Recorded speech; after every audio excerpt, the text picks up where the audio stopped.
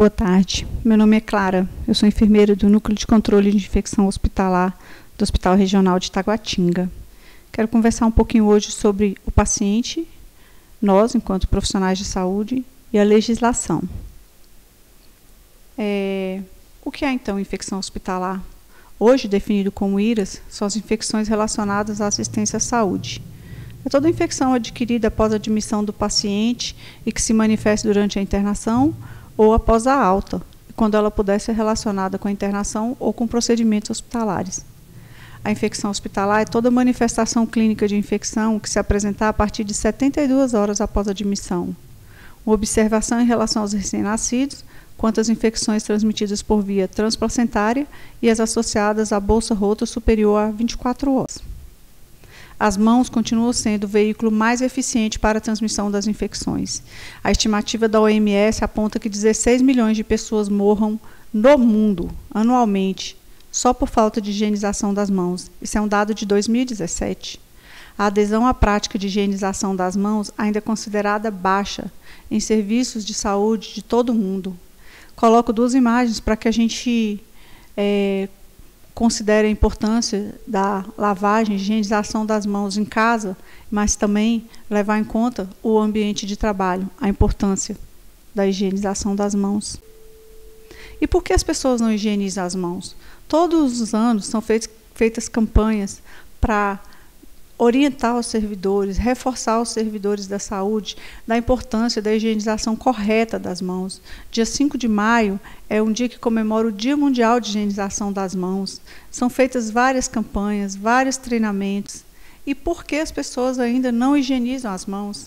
O relato é que elas estão muito ocupadas, que as mãos ficam muito ressecadas, de lavar muito durante o plantão. As mãos nem parecem sujas, então não parece suja, não preciso lavar.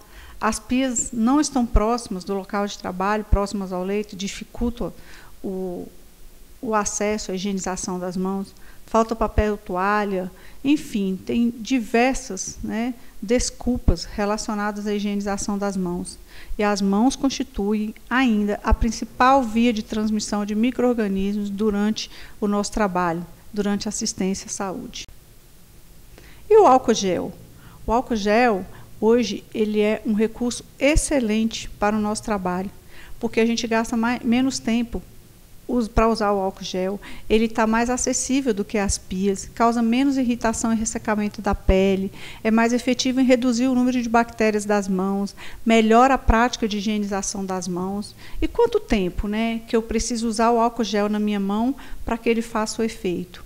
Então, eu tenho que passar o álcool gel e friccionar de 20 a 30 segundos em toda a superfície da mão. E uma coisa interessante é que, entre um paciente e o outro, você pode lançar a mão de usar o álcool gel.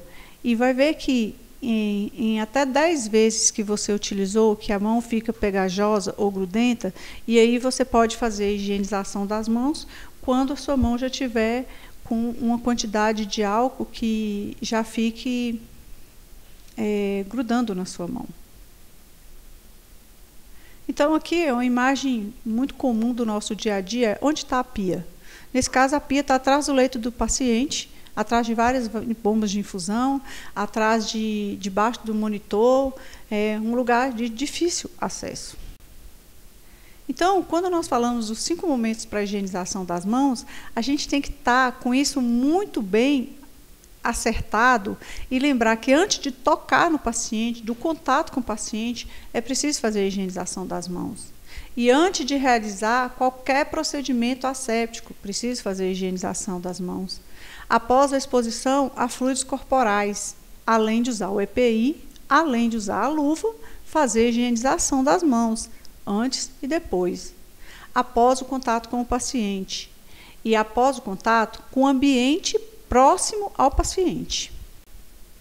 Essa imagem aqui ela é muito boa, porque a gente vê que todo o ambiente próximo ao paciente foi feito cultura desses locais e cresceu um VRE. Então, foi uma cultura positiva para o enterococo resistente à vancomicina. Então, todo o ambiente ele pode facilitar a transmissão de micro-organismos. Então, nós temos que estar muito atentos com o nosso comportamento quando nós estamos nesse ambiente que pertence ao paciente. Então, nós estamos usando corretamente nossos EPIs? Quando põe uma luva, eu pego na bomba de infusão, eu pego no micro-ondas, eu pego no controle remoto, e aí eu coço o nariz, já estou usando adorno, pego o telefone celular com luva. Nosso ambiente de trabalho ele é seguro para todo mundo? Você conhece a NR32, que é a norma regulamentadora do Ministério do Trabalho e Emprego? A NR32 proíbe o uso de adornos, e ela deve ser observada para todo trabalhador do serviço de saúde, bem como aqueles que exercem atividade de promoção e assistência à saúde, exposto a agente biológico, independente da função. Quais que são os adornos, então?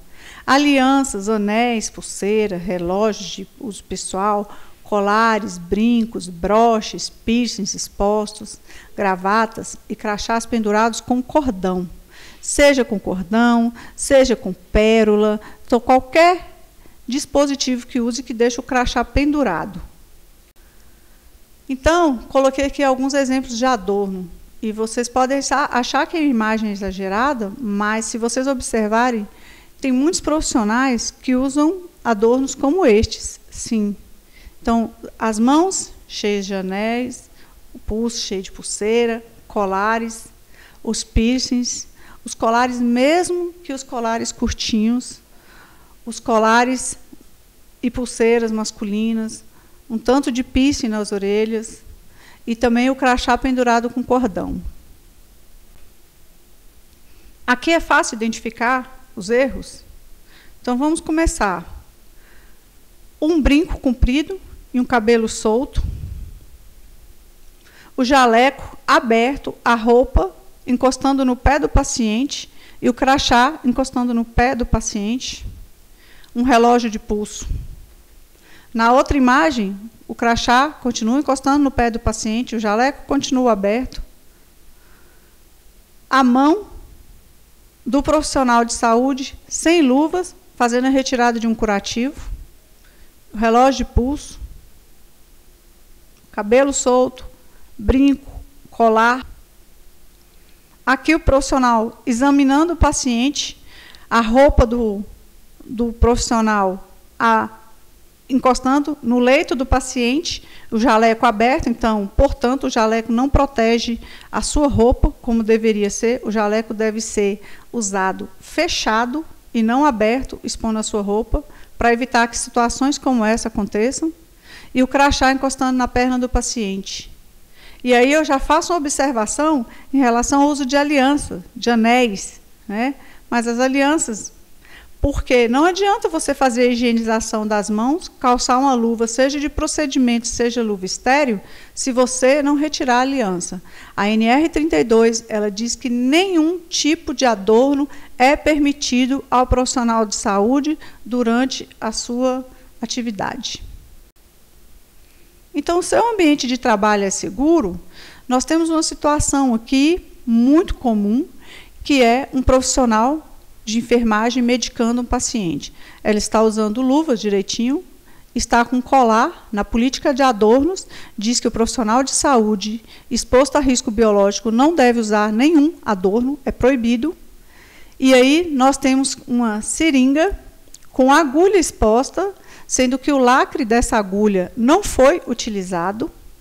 Ela sai do leito do paciente, caminha pelo corredor, e aí pode ocorrer um acidente quando o seu colega ou qualquer pessoa que esteja circulando pelo corredor, no local de trabalho, dá de cara com uma seringa, com a agulha exposta, né, podendo ocorrer um acidente durante o trabalho. Então, você trabalha com segurança, e a segurança do paciente, onde fica? Então, você vai fazer um procedimento com o paciente, uma punção venosa, uma coleta de sangue. E aí coloca a seringa em cima da perna da paciente e coloca as luvas e a gaze também em cima do paciente. Não calça luva, que é o seu EPI, é o seu equipamento de proteção individual, tem um relógio de pulso. E vai fazer a punção do paciente sem usar a luva, vai e quebra o lacre de proteção da agulha, Porque tem muitas pessoas que relatam que esse lacre ele atrapalha fazer a punção venosa ou a coleta de sangue, por qualquer motivo, e que, quebrando o lacre, facilita a execução do procedimento. O lacre está íntegro. O profissional quebra o lacre. E aí mantém a agulha com o lacre quebrado. Exatamente o lacre que deve fazer a trava de segurança, a proteção da agulha. É muito importante que você obedeça às normas, né, de segurança do trabalho, que prepare todo o seu material antes, retire os seus adornos antes de iniciar o trabalho e coloque seu material numa bandeja e não esqueça nunca de usar os equipamentos de proteção individual.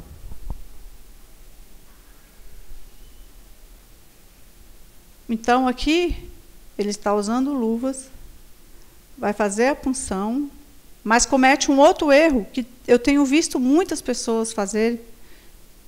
É muito comum que você tendo o lacre para proteger e travar, protegendo essa agulha, a pessoa reencapa a agulha e não usa o lacre de segurança que vem, que é a trava. Então, como que você faz? Você terminou o procedimento, você não vai precisar mais usar essa agulha, então você pega a trava de segurança e fecha. E aí você vai ver que você não vai conseguir mais desproteger, você não vai tirar mais essa agulha daí. Então, essa é uma trava de segurança para evitar acidente. E outra maneira que tem sido visto, observado durante a atividade, é que as pessoas coletam o material biológico, não reencapam a agulha e jogam dentro de uma luva. Eu ainda fico pensando o que é pior, porque se você joga uma seringa com agulha dentro de uma luva, ela vai furar a luva. E reencapar é terminantemente proibido. Então, quando você faz o transporte na bandeja ou no recipiente rígido, uma cuba rim, que permita que você não exponha esse material e o risco não seja de comprometimento para as pessoas que circulam no lugar onde você está, ou mesmo seja risco para você, então esse transporte dentro de luva é completamente inadequado.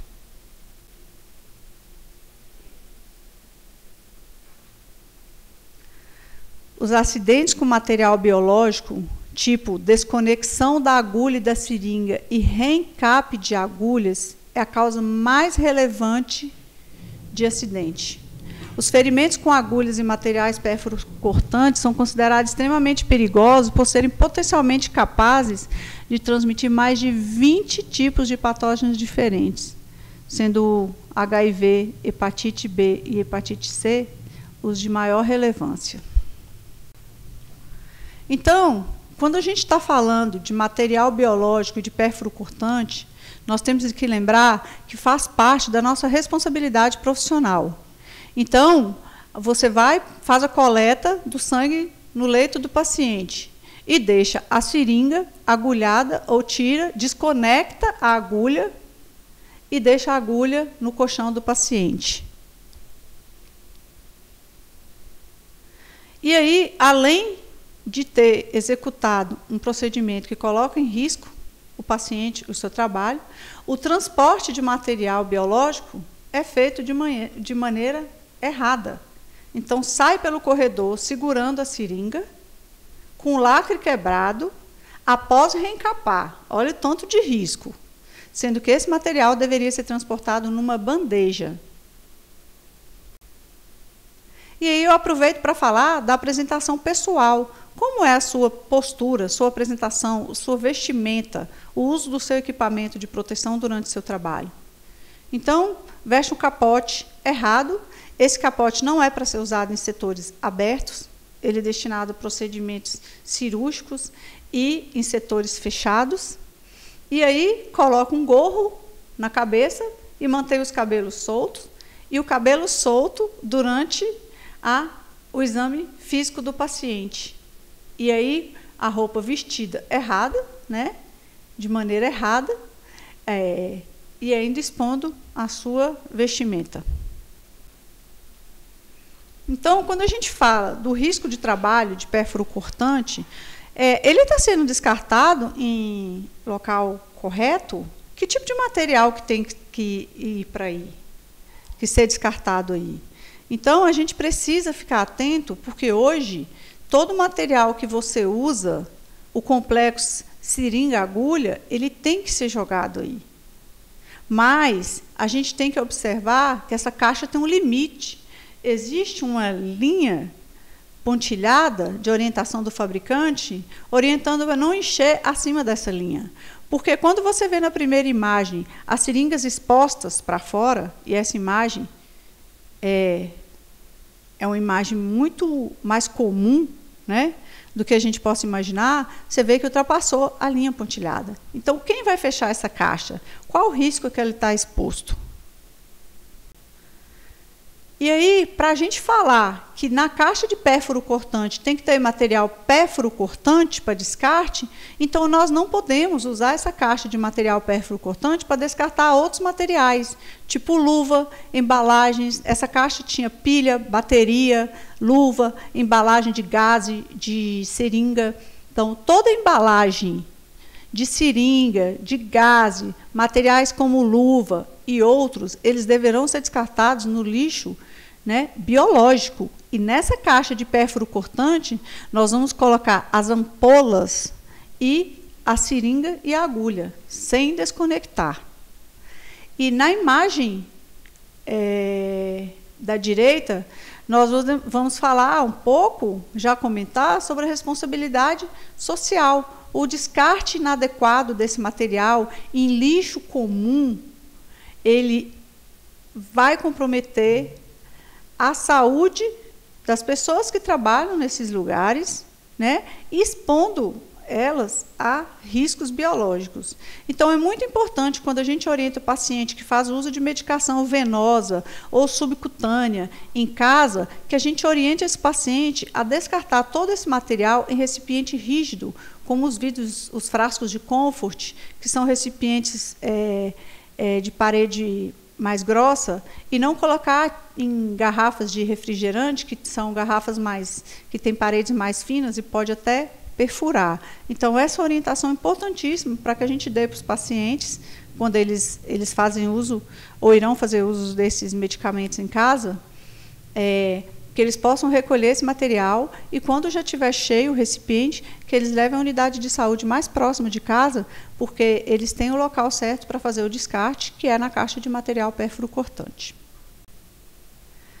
Segundo a NR 32, que fala sobre a segurança e saúde dos trabalhadores em saúde, é muito interessante quando a gente observa o comportamento do trabalhador no ambiente hospitalar, e que você vê que tem servidor que vem trabalhar de chinelo. Então, como que a gente vai falar de risco com acidente com material biológico, exposição a riscos, quando o servidor ele escolhe vir trabalhar de maneira inadequada? Então, temos exemplos aqui. Eu posso até estar com sapatilha, mas ela está expondo o dorso do pé. Um sapato alto, que primeiro não nos deixa, não nos dá uma facilidade de mobilidade quando a gente tem que fazer alguma coisa rápida. Então, o salto alto não é um salto adequado, jamais, para o trabalho. E a exposição de todo o pé, bem como as sandálias rasteirinhas. O ideal é que o sapato seja fechado, né, e que seja resistente à queda de líquidos, de soluções, de agente biológico.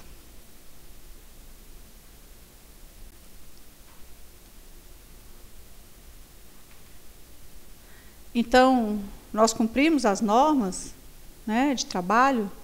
Na medida que eu vejo um servidor vestido assim, lá no banco, quer dizer, eu tenho uma roupa que é privativa dos setores fechados, ela é privativa do bloco cirúrgico e das UTIs. Então, o servidor que está lá cuidando de um paciente, por exemplo, em precauções de contato, ele sai do ambiente de trabalho dele e vai lá na agência, vai lá no quiosque. Ele vai para casa com a roupa, ou ele vem de casa com a roupa que ele leva, ou então fica do lado de fora da unidade hospitalar, ou fumando, ou conversando, mas ele sai do ambiente do setor fechado dele. E a roupa ela é específica para os setores fechados, as áreas privativas. Então, se a gente tem um EPI, que é todo dispositivo ou produto que é usado para a proteção, né, do trabalhador, proteger a saúde, a integridade física,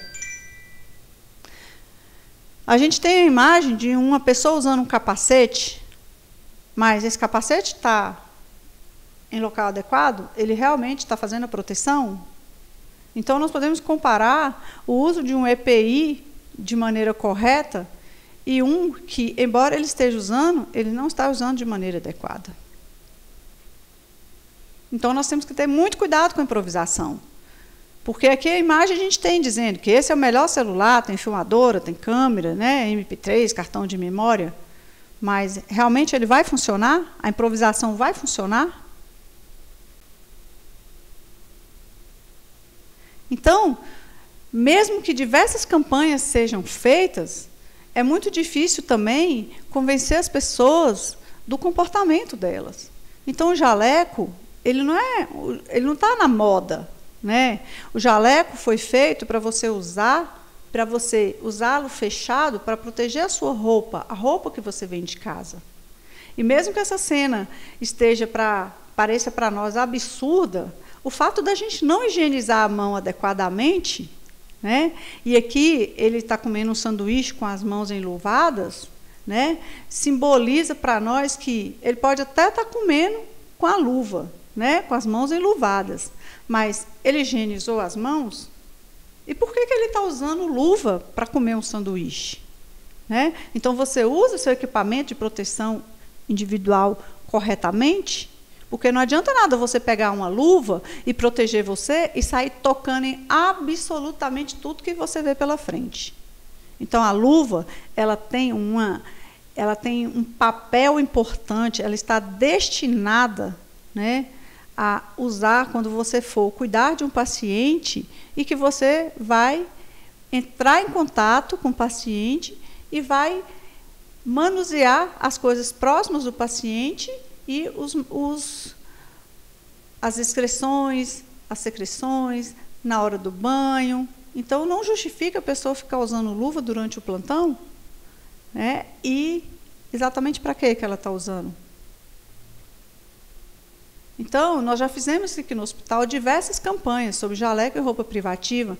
Inclusive, nós temos uma circular que diz que é proibido entrar de jaleco dentro do refeitório. E é proibido circular de roupa privativa pelo hospital. Então, a gente ainda vê pessoas entrando dentro do refeitório com a roupa privativa e ainda vê as pessoas entrando dentro do refeitório com jaleco. O jaleco que circula no hospital inteiro. Então, também é proibido o uso de jaleco, roupa privativa, e essas roupas coloridinhas, floridinhas, chamadas de scrubs, no refeitório. Imagina que o servidor está lá no setor dele, aí ele sai com essa roupa e vai para o refeitório. Então, também, essa roupa, se ela usou para fazer o papel do jaleco, então ela também tem que ser trocada quando ela sair. Não é permitido o uso desse tipo de vestimenta no refeitório, bem como não é permitido o uso de jaleco dentro do refeitório. Então, você observa a imagem dessa servidora, ela está com um sapato expondo o dorso do pé, uma cabeleira enorme, solta, né, no balcão de refeições e ainda usando jaleco. Aí, das outras campanhas que nós já fizemos, a gente já pediu para que as roupas privativas são de uso exclusivo das UTIs e do bloco cirúrgico, retire-as ao sair do seu setor e use sempre o seu bom senso. Por que a gente diz que a roupa é privativa? Porque a gente tem que entender que, se as pessoas que não trabalham no bloco cirúrgico ou nas UTIs usam essas roupas, certo é que vai faltar para os profissionais que precisam entrar em campo nas cirurgias. ou que precisam trabalhar nas UTIs.